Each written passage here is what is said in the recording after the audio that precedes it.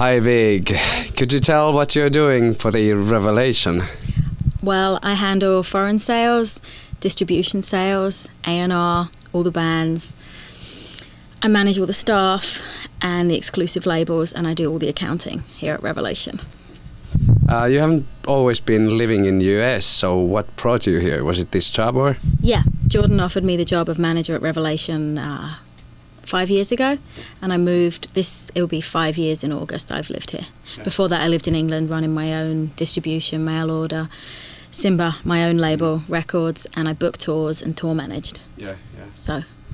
Didn't you do Revelation Europe for a while? Yeah, I ran Revelation. My distribution was called Revelation Europe, so I handled a bunch of promotion for Revelation and did a lot of mail order. Yeah.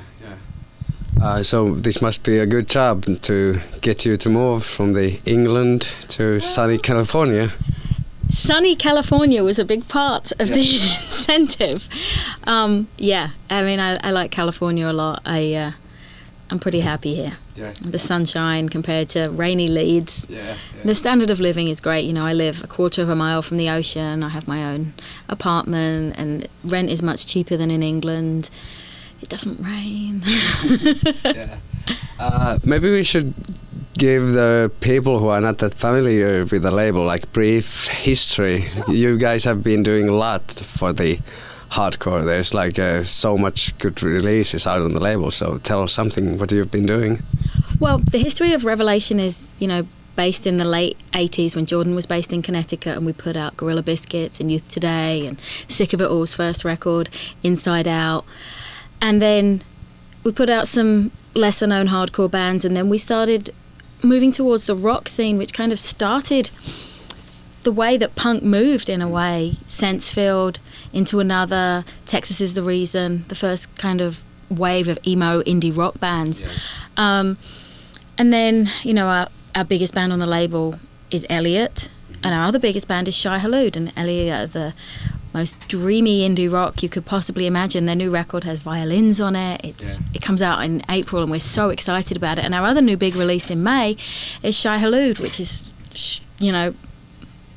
metalcore. Yeah. It's a very diverse roster. We try and put out stuff that somebody here at the label loves. I love Christensen. Yeah. I loved Texas Is the Reason. There's certain bands on the label that somebody here feels very, very strongly about, and we, but then all the rest of the staff support that band and that person by doing the best they can for each band. So who's responsible for the signing new bands for the label? Is it still Jordan or?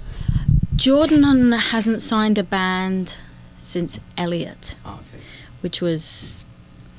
Well, we're currently, our next release will be Rev 116, and the first Elliot was Rev 68. So you can tell that was a long time ago. That came out in '98. Yeah. I signed Christensen. That was the last band we signed. I'm responsible for going through all the demo tapes. We listen to everything that comes in, absolutely everything. But we tend to stick with North American bands because it's so hard to deal with all the overseas logistics of things. It's hard enough to deal with the bands in America. And we listen to everything, and if it's a band somebody here loves, then we go for it. But the quality of the stuff we get in isn't always that great, and so I go to a lot of festivals and a lot of conferences, from whether I was just at Mac Rock in Virginia last week, South by Southwest the month before. I go to CMJ, Crazy Fest, Hellfest, Furnace Fest, everything I can to try and check out bands, because otherwise you only see the bands that are local in California. And most of the stuff that we've tended to sign is either from Kentucky or Boston. We have 3 bands from Louisville, Kentucky right now. And we've always had a lot of Boston bands. New Jersey, so you have to travel to see the bands. So what does it take to get on the Revelation? What does the band have to have? The band has to have something a little bit different to something that makes them stand out a little bit from the crowd. But that can be, doing something new or just better than the average band in the same genre. The same way, and people tend to see Elliot as the best emo indie rock band going, and they say that Shai Hulud are just the best metalcore band there are, and that everybody else has been influenced by them. I don't know. It's hard, and also want to tour full time. That's a really, really important thing. Be really committed to the band, not have it be, a side project or a hobby, which is totally fine to do music as both of those things, but when you put as much, when the staff here put as much into the bands as they possibly can, you want the band to be putting as much of themselves into it as they can and be it their number one priority, and then want to tour. Since by Man, our latest release, they're an amazing band from Milwaukee that kind of sound like a bit like the Swing Kids, Blood Brothers, that kind of stuff. They've been on tour for 2 months now, and they're going to be on tour for another 4. That's the kind of commitment I'm talking about. Christensen have been on tour constantly ever since their record came out. That's what we look for in our bands. Is there many bands on Revelation that live off the band? That live off the band? There are bands. I mean, Shai Hulud don't work other than touring. A couple of them have like jobs that they pick up when they go home, but they're not home very much, so that's really hard, especially now that the new record is coming out. They're not going to be home at all. All the guys live together in one house, and so whatever money they make off touring, first they pay the rent, and then everything else. Elliot are not going to be working because they're touring. They work. They're lucky enough to have the kind of jobs that they go home and they're home for 2 weeks, and they do a little bit of waiting tables or something, to try and get some money together. Christensen don't really have jobs either because they're full-time touring, and Since by Man all quit their jobs to go on tour. You have to. If you're gone for 6 months, what kind of job's going to be held open for you? Well, I guess it takes a lot of touring to be able to get the money to survive. It doesn't just happen for the record sales, I guess. No, it doesn't. You don't. Most bands don't get anything in the beginning. I mean, it's only bands like Texas Is the Reason or Gorilla Biscuits that get the money from the record sales, because all of the other bands are, the money for the record sales goes towards the tour support we've given them or the recording. But Christensen all gave up their apartment, their house they lived in, and they all, when they go home, they like crash on their mum's sofas, And the same with Elliot. Elliot gave up their house to go on tour for 6 months, so they have no rent to pay at home, which makes things a little easier. So, but it's hard. I mean, people who live off their bands, they don't have any money because they aren't making that much money off their bands, just enough to get by. So. Since you guys have a long history, are you still in touch with the bands that used to be on the label, like the ones who kind of got the things started, like the Gorilla Biscuits and those, or are they like long gone? No. I talk to Walter regularly, and Sammy as well. Guys in Texas Is the Reason I'm still in touch with. No matter how much people kind of disappear, they always manage to get back in touch when it's royalty check time. Suddenly they come out of the woodwork. Every that 6-month period, they're just like, oh, I moved, here's my new address, how are you? And it's just like, you don't care how I am, you just want your check. Whether it's for $50 or $500, they still want that check. We're working right now on a Judge discography, which is going to be a double CD with the chunking stuff, and it's going to be great, and then a Bold discography. So with those two coming out, we've been much more in touch with the guys in Bold and Judge to get all that worked out. But I like to call them the Rev alumni, like people who started this thing. I mean, I saw Tom Capone. He's in a new band called Instruction with guys from Aerotype 11, and I saw him at South by Southwest. And in fact, the guys from Christensen came along when I was standing with him, and Quicksand's their favourite band. And I was like, "This is Tom Capone," and they looked at me, and I was like, "Yeah, he was in Quicksand." And they were pretty drunk, and they were like, "Oh my God, you were in Quicksand!" So it's kind of nice to introduce the new generation of kids, because Christians are only like 21, 22 years old, with the old guys who started it and are their inspiration. I think it's pretty great. I guess Quicksand was one of the bands who like went to the other kinds of audience than the normal hardcore audience. Like they kind of broke through somewhere else. Into the rock scene. And I mean, what they were doing was groundbreaking at the time. In 91, nobody knew what they were doing. Everyone was like, what's going on? I don't know, but I like it. And you know, they paved the way for a lot of new and different bands to get the attention that they should have, you know, might not have otherwise got, you know, because they kind of bridged the gap between hardcore and rock, and I think opened a lot of hardcore kids' mind, because they're like, well, this is Walter from Gorilla Biscuits and Youth Today, so I kind of have to like what he's doing. And then once they open their mind to it, you know, I think people really genuinely, people genuinely liked them then, but I think now people hold them on a pedestal. You guys have had like a bit of more of a mainstream bands, like Rage Against the Machine did a 10-inch for you guys. Yes, how did that happen? You know, I was not here then. I think that came out in maybe 97. As far as I know, Jordan and Zach had a conversation and were just like, hey, we should do this, it'd be cool. And so it happened. Well, the Revelation did release the 7-inch for the Zach's first band. Well, like the older, Inside Out is Rev 19, and that came out, you know, in when would that have been? 1990 maybe. 91. And you know, that's our, apart from our sampler CD, that's one of our best selling. That and Gorilla Biscuit Start Today are our two best selling records.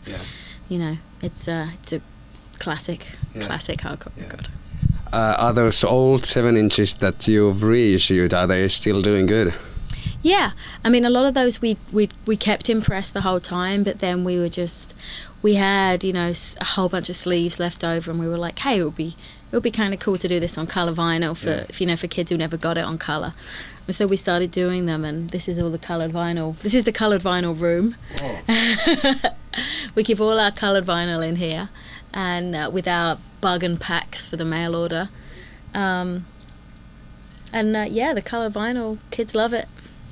Can I ask like something about the sales figures? How much does the average Revelation release sell?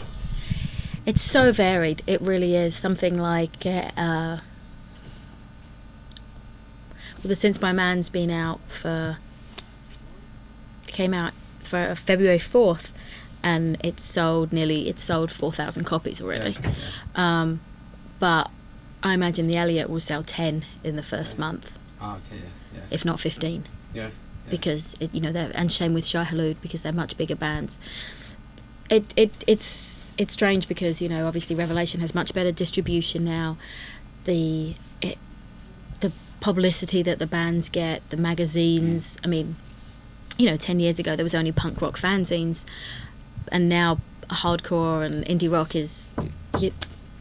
Hold on 1 second. Yeah? Chuck from Temperance is on the phone. He says it's kind of an emergency. Can you tell him I'll call him back in 5 minutes, please? Okay. Sorry about that. It's so you're reaching so many more people, but record sales are so much lower than they were 10 years ago because of CD burning and the internet. It just means that we sell so many less records than we did even 5 years ago, especially, but definitely 10 years ago. 10 years ago, Revelation could put anything out and we'd sell X amount of it, but these days people burn it, people download it, and it really hurts the bands, it really hurts the label. And, you know, I understand why people do it, but if it gets worse, then I dread to think where things will go. So that really is a problem. It's not just like a big label's propaganda, or this internet and CD burning. It's not. And I think CD burning is the bigger problem of the two, especially in the States. Kids don't care about having the artwork. That's why I let so many labels do so much nicer artwork now, because it's the only way you can get, you know, it increases the chance people will actually want it. You see kids getting a new CD and burning off 10 copies for their friends. A CDR is 20 cents. And their friends are all stoked when they get the new CD the week it came out and they don't have to buy it. But, you know, the bands aren't getting the record sales that they would need to be able to, you know, to be able to tour. You know, if they go on tour and you see kids. I remember Christensen saying, you know, they were playing some show once and they, you know, they're sitting behind their table and, you know, they're flat broke, they've got no money, and some kids came up to the table, and one kid said to the other, I'm going to get this, and the other kid said, oh, I've got it, I'll burn it for you. And they went, okay, and they turned around and walked away. Yeah. And it just breaks your heart when you see that, because that $8 would have meant they'd have got, you know, that they'd have been able to buy some bread and some peanut butter and jelly. Yeah, yeah. You know, it really does come down to that for some of the bands on the road sometimes. Yeah, yeah. Have you guys considered doing the CDs like copy protected nowadays? It's still not perfected enough to the point where it would work. From what I know about it, they can make them so that they are copy protected, but then they cannot be read in a computer, which isn't that big of a deal, but they also can't be read in a CD stereo because they read them the same way a computer does. And that is a problem because so many people have CD players in their car these days, and so many people would just, I mean, I'd be hella irritated if I bought a CD and I couldn't play it in my car. Yeah. So, you know, until it gets to the point where that doesn't exist, then, you know, we're going to have to hope people don't burn things. Yeah, yeah. And try and make the packaging really nice and try and keep, you know, recording costs low so that it's still economically viable for the band to go into the studio and put the record out in the first place. Yeah. Well, I guess you'll have to go because there's some emergency. So I'll let you. I'll let you go soon. But please tell what's gonna happen for the Revelation, like say this year. What are the plans? Well, we have Elliot, Song in the Air, coming out April 29th. Shai Hulud, That Within Blood Ill Tempered, coming out May 20th. Then don't think we have anything coming out in June. In July, the new Curl Up and Die EP, which was recorded by Kurt Ballou from Converge again, and is the best thing they've ever done. And in the last EP from Garrison, and it will be called The Silhouette. Yeah. Then in September, the new full length by the band we signed about a year and a half ago now. They've just taken a very long time to write it. They're called On the Might of Princes. They're from Long Island. And then in October, the new Christensen album. They go into the studio in May. They're going into the studio that Thursday are recording in right now. Yeah. As soon as Thursday are finished, Christensen go on in there and going to record their masterpiece. So and that's going to be called Stylish Nihilists.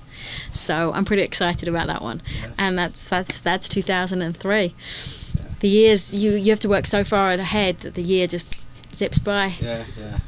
You still seem to be like excited about all these, so it's not just work for you, or is it? No, it's not just work. Yeah. I think sometimes it feels like that, but then a new band will come along or a new record.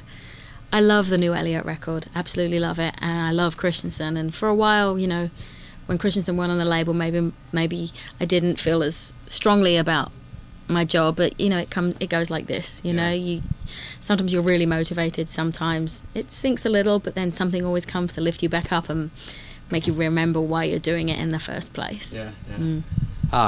Okay, so we'll end with your recommendation for the kids who are into punk, emo, and hardcore. What CD should they check out? Like each of one category. Okay. Ooh. Does it have to be on Revelation, or can it be? Not necessarily. Necessarily. Oh.